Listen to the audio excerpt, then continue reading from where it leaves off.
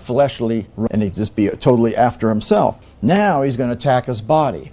Touch his bone and his flesh, and he'll curse thee thy face. Otherwise, he's saying, well, you strike his body, bring a sickness or disease upon him in some way. That was the next thing that Satan attacked with. The Lord said to Satan, behold, he's in thy hand. Why? Because the door was open, the hedge was down, but he never denied God. That's why he could not kill him, save his life here. So Satan went forth in the presence of the Lord, and he smote him with sore boils. That means the devil brings sickness. He caused the sore boils from the sole of his foot unto his crown. Satan causes the sickness disease. It's not just natural, it's coming from the devil. That's why we have to take dominion over the evil spirits and cast them out and take hold of healing and destroy the works of the enemy so we can be healed. So we come down to verse 9. Now he can't get success against him through God. Now he's going to try to get the wife to get him to turn away from God. Then said his wife unto him, dost thou still retain thy integrity? Curse God and die. Give up on him. That was the whole thing. They're trying to get him to curse God. And Job was not going to fall for it. He said unto her, thou speakest as one of the foolish women speaketh. What? Shall we receive good at the hand of God, and shall we not receive evil? Again, he's thinking that God is responsible for the good as well as the evil. But he still submitted to God regardless of what it is. But remember, he didn't have the knowledge about Satan. He did not understand these things at this point. That's why it says, in all this did not Job sin with his lips. It was not considered sin, even though he was speaking to something, that, of course, that wasn't the truth. So, here we see the fact that what Satan does, he will come every way possible to try to get to you. He comes to steal, kill, and destroy. They'll try to destroy your property. He can send evil things, tornadoes, It's not coming from God. It's coming from the devil to try to bring destruction because of the door being open. And, of course, he wants to bring sickness and disease as well. God, you have to understand one thing, is that he will never do anything as far as bringing a judgment without cause.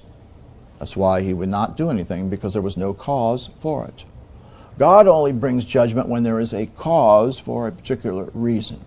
Satan will attack you regardless. It doesn't matter what you've done. He'll attack you whether you've opened the door, or even if you don't open the door, he will attack you as well. Now we come to another place over here in Numbers chapter 13. Numbers chapter 13 is where they were sent in to spy out the land and found the fruit of the land. And they came back and said, this is the fruit of the land that God has given unto us. And so when they come back, they say this is the fruit of it in verse 27 of Numbers 13. Verse 28, nevertheless, the people be strong that dwell in the land. The cities are walled and very great. And moreover, we saw the children of Anak. They saw what God had given them, the land, he told them, and they showed the fruit of it. They had the verification of it.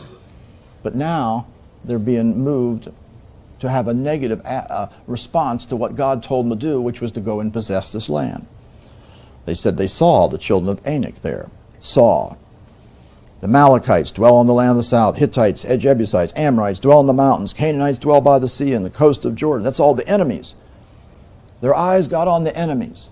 If your eyes get on the enemies, you're in trouble. You need to keep your eyes on the Lord, eyes on the enemies. He's doing, you're sunk.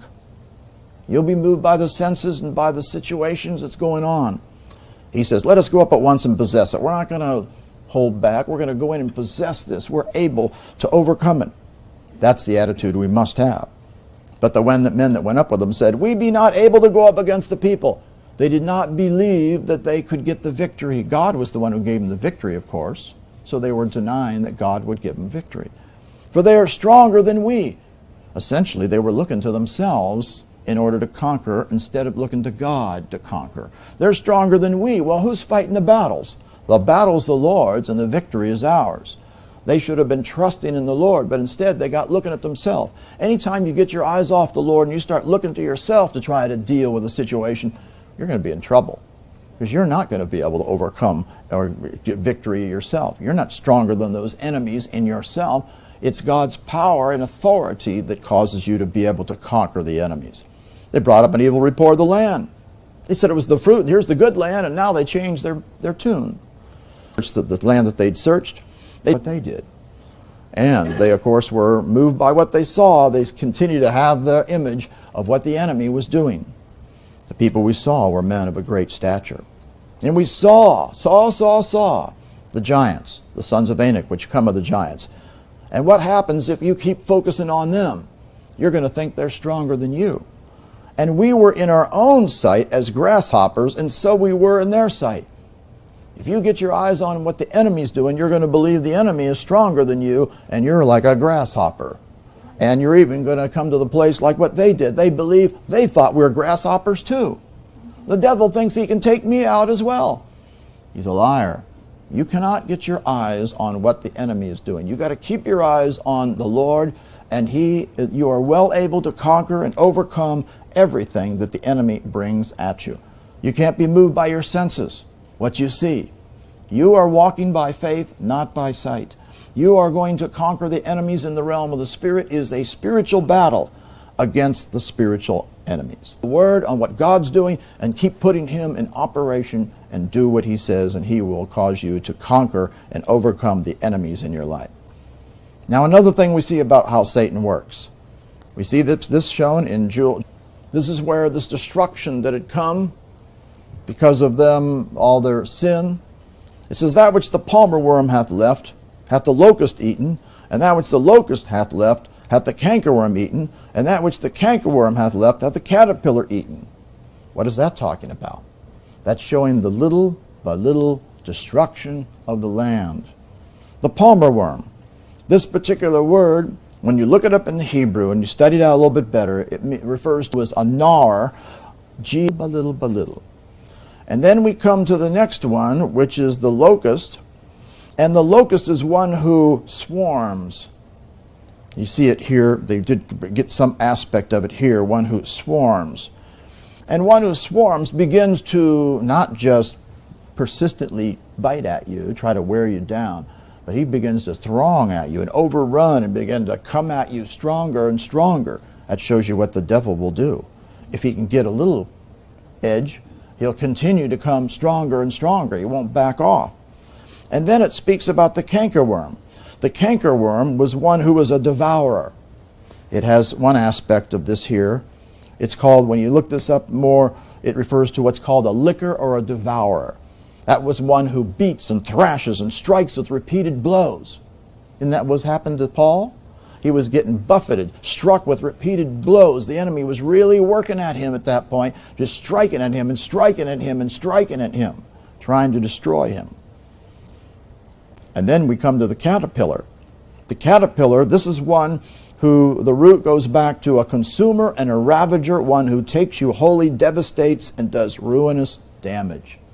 In other words, the devil will start out by just kind of wearing you away, persistently biting, trying to get you to back off in any way, and then start to swarm at you and come at you, and then really start to beat at you and strike you continually, and to the place where he wants to do ruinous damage and take you and devastate you in your life. The point being is the devil will work little by little by little. You give him an inch, he'll take a foot. You give a foot, he'll take a yard. You compromise a little bit, he won't be satisfied with that. He'll try to press you more, to compromise more and more and more, and keep hitting at you and keep attacking you. That's what the enemy will do. He brings a little by little destruction, and he will look for you to give place. That's why you can't give place to him a bit. Again, you give a little bit of place, he's going to come for more. He's not going to stop. He'll keep coming until he brings absolute destruction against you. Another thing that we see what the devil will do is he will bring threats against you to try to get you to back off of doing what God wants you to do. Daniel chapter 3, verse 15. This is talking here about the children, those three Hebrew children, Shadrach, Meshach, and Abednego, where they were told that they were to fall down and worship the image which Nebuchadnezzar had made and set up. He says, if you worship not, you're going to be cast the same hour in the midst of a burning fiery furnace. We're going to destroy you. Who is that God that shall deliver you out of, even though you think he's going to be able to deliver you out? The devil will try to combat and come against the things that you believe and say according to the Word of God, that God will deliver me, and he's going to challenge you and say, no, he's not going to deliver you. He'll attack you in some way, trying to stop you from believing the truth. So, what they have to do? Shadrach, Meshach, Abednego answered to the king Nebuchadnezzar, we're not careful to answer in this matter. If it be so, if what be so? If you throw us in the furnace, our God, whom we serve, is able to deliver us from the burning fiery furnace, and he will deliver us out of thy hand, O king.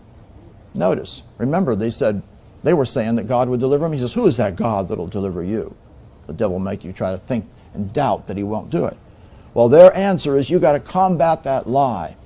And they said, our God whom we serve is able to deliver us. A lot of people say, yeah, I know God's able to deliver us, but that's not enough. He will deliver us. You got to know that not only is he able to, but he will do it.